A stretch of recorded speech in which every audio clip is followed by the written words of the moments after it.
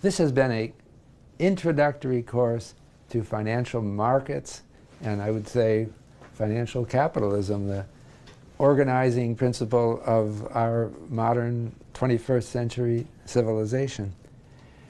As I've emphasized in the course, it's about a technology. Finance is a technology, and it's a technology which is moving and changing all the time. For young people today, it's going to witness over the next half century profound changes as information technology advances and as our knowledge of finance advances. I wanted to just kind of encapsulate at the end some of the principles that we should look to see the evolution of financial markets in coming years that I've used repeatedly in my talks in the past. And these are the democratization of finance and the humanization of finance. That what we need to see in the future is both of these things. So what am I talking about? The democratization of finance is the application of the financial technology for everyone in the world. The humanization of finance is taking account of human nature in our financial plans and in the design of our financial institutions.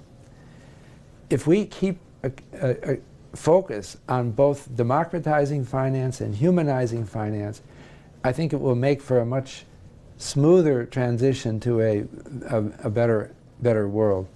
There's so much concern these days with inequality, rising inequality. This is a concern. It's a concern for people in finance.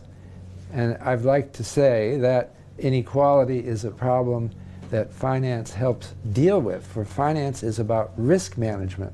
And what finance, if it's democratized and is made available for people, will help reduce inequality.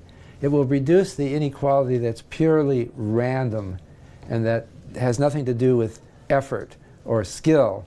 That's the kind of inequality that is the worst.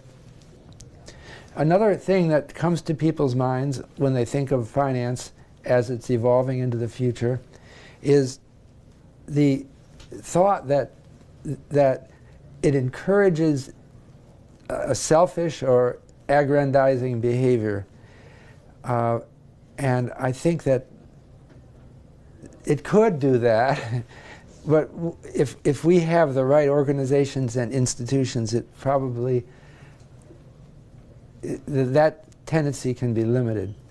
I've emphasized that not everyone is kind and generous. There's all different kinds of people in our society.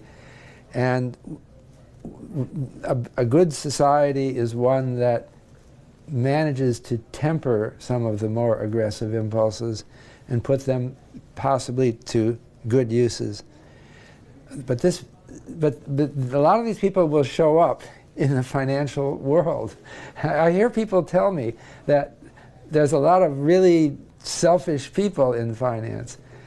I don't really think that's true. And even if it is true, it's not a problem with finance. It's a problem of society.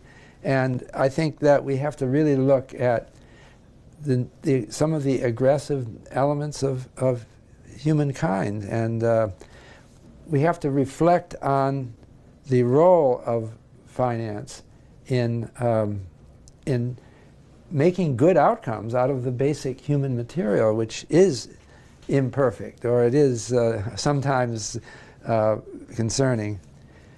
So this is about, again, I've given a course about financial technology. I've tried to emphasize human behavior, behavioral finance. I'm talking about the real world that we live in.